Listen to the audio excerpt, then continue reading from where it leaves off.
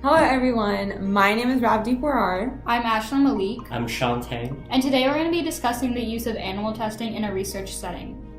Do you guys know how animals are being mistreated? So basically the premise behind it is that when researchers go to kill the animals that are being used in testing, they are having to use various means such as decapitation, suffocation, and neck breaking to be able to obtain these tissues. Did you guys know that an estimated 100 million animals are used every year in the US for scientific and commercial testing? And this includes household animals such as dogs and cats and rabbits, and also mice and rats. And these are popular companies such as Benefit, Clinique, Estee Lauder, and Maybelline, things that you have in your house. So wow, I didn't know that. So you said 100 million? That's a lot. I thought Yes, it would be like 100 million every year. So I've had some lab experience with animals, and we do in fact need to extract some arteries from the animals in order to study them. But what we commonly do is use isoflurane or LD50 these are anesthetics. They make them unconscious, and overdose of them would kill them. But the thing is, whenever we're trying to extract the organs, they're not actually killed. In fact, their heart is still pumping blood. We need to keep the organs alive. But who knows, even if they're unconscious, we don't know like if they're actually can't feel anything. Maybe they're still in pain and we don't know that. But that's a lot of animals being killed, and I don't know, they're probably suffering a lot during those times. So are there any alternative ways of doing the actual, instead of doing the actual animals, we can have some other methods of doing this? Do you guys know?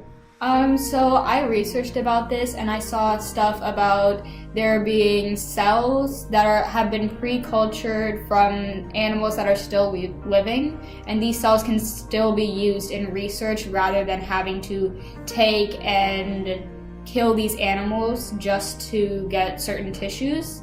And then there have been other advancements such as Epiderm and Thinsert, which are both commercially available products, which are artificial human skin, and they're grown from sheets of human skin cells that are grown in lab and can be used to test different chemicals or cosmetic products on. I've heard something in my lab about these. What they do is they extract the cells. It's called an in vitro modeling. We culture the cells. But there's a method that I've heard of is that they use the cells, they head it with SV40 large T antigen. What is that? What is that antigen? Yeah, that's a good question, Ravdeep. So what that does is it immortalizes the cells, and they make them pretty much grow like faster than ever, and they will not die out over time. So theoretically, I think you can technically get infinite number of reculturing, so you can use the cells and they will be immortalized and they'll last forever. So this is a lot less expensive than just using mice and testing on them? That's correct. So mice can cost a lot of money to buy. A gene knockdown mice can cost over $2,000 for one singular mice. My goodness, that is a lot. It is a lot. So, but for in vitro modeling of the cells, again, we can just culture them and grow them, and split them. They'll continue growing, and they'll cost a lot cheaper. So these cells would grow like the HeLa cells, which were cultured from Henrietta Lacks. Yeah, that's correct. Human cells, we do similar things on human cells for further research, but this is the way I think they're going for. That is the in vitro modeling. And for those of you that don't know, HeLa cells were taken from a lady in the 1950s named Henrietta Lacks. She was an African-American lady, and it was found out that she had cervical cancer. So when she was undergoing her procedures and her radiation, some researchers were taking cells from all their patients unknowingly, and they would use these cells and they were trying to find which cell it would be able to culture and grow and multiply into even more cells, and they could use this for research. And her cells actually did work, and so they've been mass produced, and there's a multi-billion-dollar company around it. That's amazing. So Basically, I think in terms of animal study, you guys already discussed so many possibilities for alternatives. But so if there's so many alternatives, what are some of the purposes that we're still doing the in vivo, which is the actual animal study? I think there's the thought that using the whole animal rather than the cells would result in less infection in the cells and in the study. So when I was working in the lab, one of my friends, one of her lab partners had accidentally infected all of their cells through, we don't know why, but it happened, and it's such a common occurrence. And this is accidentally? Yes, this is accidental. So it's common to be able to accidentally infect all the cells that you're working with and having to restart. And so I think researchers would rather use the whole animal and test in vivo to avoid that sort of situation from happening. So yeah, in my lab, I remember the cells getting infected as well, but animal, they do provide a way more accurate representation of the actual setting instead of just cellular. Yes. Now, we touched on this lightly before, but using the cells from the mice or other animals, is that cheaper than using the entire mice?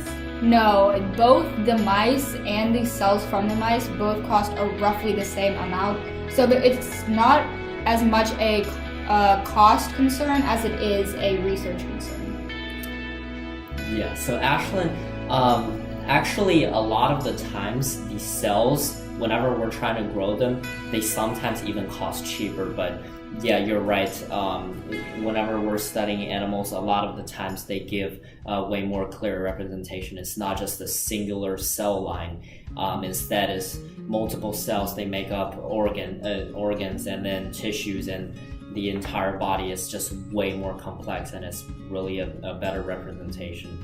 And a lot of the times for the animals, the reason why we're using mice is sometimes the mice are designated for the research purposes. They're grown, they're fed, and they're bred the certain way that we want them to, like gene knockdown and stuff. They're used specifically for that purpose. And in fact, that mice, they share about 70% of the human genome. I think it's really an accurate representation of the human body instead of the cell line. That's the only reason I can think of whenever we're trying to use it, but they do exert a lot of cruelties on them. Yeah, just think of all of the animals that are being hurt just for the advancement of science or for diseases or for vaccination. Somebody has to get hurt, and we're letting the animals get hurt. But we're in 2018, and there are so many technological advancements. I'm sure we could come up with something that would cause nobody to get hurt. I think if you look back at history and how people have always had to be, someone would have to do something to someone else to advance themselves. And so I think even if there are more advancements and technological advancements, it's not going to stop the fact that even today we're going to have someone hurting someone else to be able to advance. I think if you want the advancement, you have to be willing to sacrifice something. Yeah, that's a really good point. So I think that, in order to advance, like the only thing you can do is to step on something else. That's just the way it is. It's very unfortunate, but so do you guys think is it worth to sacrifice animals for the improvement of human lives? I think that's a question for the listeners to think about, and if they want, what are their thoughts about it, and would you think it is worth sacrificing animals for the improvement of human lives? Thank you guys for listening. We will see you hopefully next time. Goodbye.